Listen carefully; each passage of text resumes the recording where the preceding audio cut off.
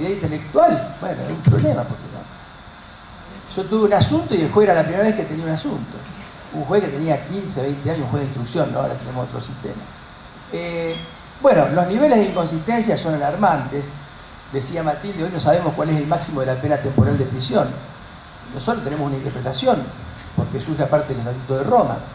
Pero la jurisprudencia considera que son 50 años, 35 años o 25 años. Ni siquiera hay acuerdo o consenso en función de todo lo que ha pasado respecto del máximo de la pena temporal. La vida puede ser el bien más importante porque un delito contra la propiedad, como puede ser un robo calificado por el uso de un arma con un menor de acompañante sin provocar lesiones a la víctima, tiene una escala penal en su mínimo y en su máximo más grave que el delito de homicidio doloso.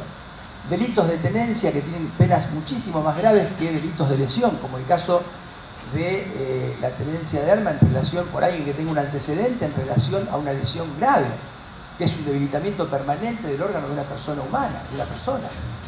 La pena es más grave el delito de tenencia que el delito de pura lesión. Obviamente se han multiplicado todas las agravantes, tenemos dos códigos penales, un código de tipos básicos y un código de tipos agravados. Han multiplicado de tal forma las agravantes genéricas, rompiendo toda la arquitectura del código y las específicas, que hoy yo siempre digo, tenemos dos códigos, a pesar de que esto es un contrasentido como técnica legislativa, porque los sistemas de proliferación de agravantes fueron pensados para los códigos que tenían sistemas de pena fija. ¿Para qué quiero las agravantes en un código que tiene un sistema de pena flexible? Para eso tengo para aplicar entre 8 y 25 años, precisamente porque no necesito agravantes. Bueno, una nueva y confusa técnica legislativa nos muestra tipos penales que tienen más de una página de extensión, con 22 verbos típicos, 22 núcleos típicos, 22 delitos en una misma figura, y con imprecisiones tremendas. Por ejemplo, yo no sé sinceramente hoy qué es el delito de violación en la ley argentina. Como está redactado el tipo penal de la violación, yo les aseguro que los jueces deben hacer un esfuerzo muy grande, porque es un desastre la forma en que ha quedado la formulación típica del delito de violación, y bajo ciertas condiciones, podría dar un montón de ejemplos más, bajo ciertas condiciones a una persona le conviene que le apliquen una pena perpetua antes que una pena temporal. ¿Por qué? Porque al habilitar la posibilidad de aplicar penas de 50 años como pena temporal y no modificar la ley 24660 de ejecución penal, uno puede obtener una salida transitoria, puede obtener un sistema una salida transitoria a los 15 años de cumplimiento de pena perpetua. Y a la mitad de cumplimiento de pena temporal, con lo cual una persona condenada a 40 años debe esperar 20 años para poder pedir la salida. Le hubiera convenido que lo condenen a prisión perpetua, que se supone que es un hecho más grave, y puede obtener la salida 5 años antes. Esto es lo que nos han dejado, entre tantas otras cosas, de nuestro Código Penal, y esto es lo que explica por qué muchos autores hoy hablan, y esto es válido para todo el país, y es válido para el mundo, de que estamos viviendo un fenómeno de contrailustración. Porque precisamente el momento más alto del pensamiento penal, todo aquello por lo cual luchó el movimiento iluminista contra el antiguo régimen, fue precisamente para tratar de terminar con una legislación penal de difícil acceso, vaga, confusa, ambigua, arbitraria y además totalmente ineficaz. Y hoy, lejos de reivindicar los postulados iluministas, tan simples, tan sencillos como era plantear, digamos, la idea de codificación, la necesidad de que las leyes fueran simples, claras, pocas, breves y concisas, hoy hemos vuelto al medioevo. O sea, es como que la Edad Media no ha terminado. Estamos permanentemente en un regreso y en una regresión temporal, por lo menos en esta cuestión. Sin duda, y prescindiendo obviamente de la dictadura genocida, podemos afirmar que estamos viviendo el peor momento de la legislación penal argentina. Y esto es lo que amerita la necesidad de una revisión integral para poder tener seguridad jurídica. Hoy nosotros no estamos en condiciones de poder asegurar que el Código Penal argentino pueda garantizar nada más y nada menos que este valor. ¿Qué se propone el anteproyecto? Muy brevemente, para no abusar del tiempo. Los objetivos centrales del anteproyecto yo los suelo resumir en 4 grandes lineamientos. En primer lugar, algo fundamental, fue inaugurado en el anteproyecto del año 2006, que es el reconocimiento del método de la codificación como criterio de validez constitucional de la legislación penal.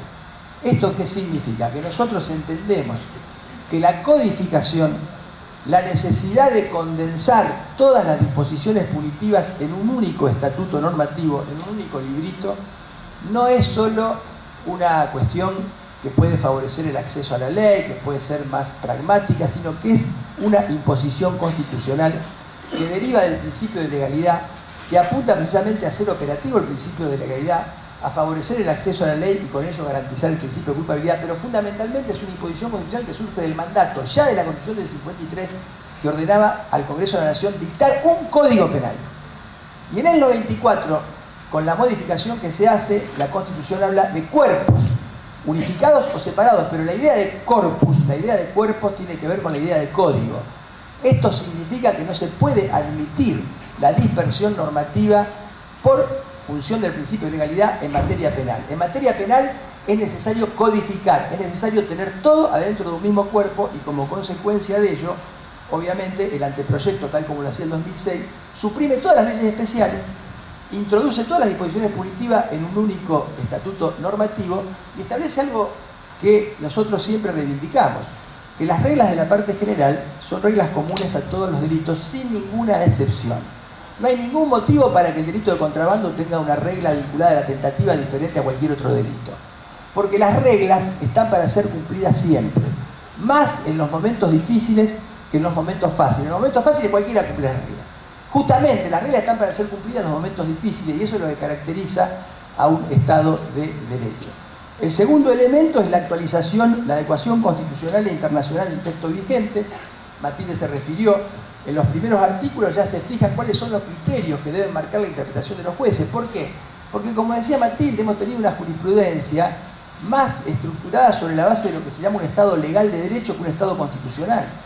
Y esto es lo que explica que en su nueva Constitución, la Corte Suprema de Justicia de la Nación, a partir del año 2003-2004, haya tenido una hiperactividad en materia penal.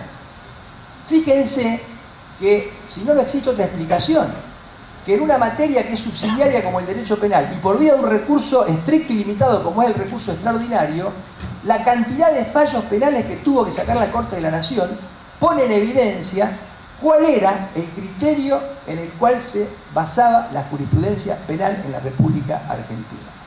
Más allá de que la Corte ahora, no sé si será algo ya más sistémico, pero bueno, está entrando en una suerte, no sé si de defección estratégica, pero cuanto menos ha tenido algunos fallos que implican algún tipo de regresión, no siempre admitida en materia de derechos humanos y de garantías, pero una suerte de regresión con 3 o 4 fallos vinculados al caso de la prescripción, de la secuela del juicio, al caso de la reincidencia, etcétera, etcétera. Esperemos que no sea una constante, ¿no?, sino que sean situaciones aisladas. Fundamentalmente en materia de penas, porque no quiero abusar de la riqueza que tiene el anteproyecto, pero sí me permito señalar esto. El anteproyecto trae algo, se discutió mucho el tema de la reincidencia. El anteproyecto sigue contemplando la reincidencia. Yo creo que la reincidencia, hasta por una razón, por una primera exigencia de moralidad kantiana, es inadmisible, porque quien pagó una deuda no tiene por qué volver a pagarla de nuevo. Pero reconozco que por una solución de consenso, el anteproyecto en alguna medida, con un alcance más limitado, la sigue previendo. En primer lugar, porque sigue tomando el antecedente para un montón de efectos negativos. Pero fundamentalmente porque en las penas entre 3 y 10 años, el anteproyecto regula una agravación de la pena para aquel que ha venido de sufrir una condena anterior o de cumplir una condena anterior o una alternativa.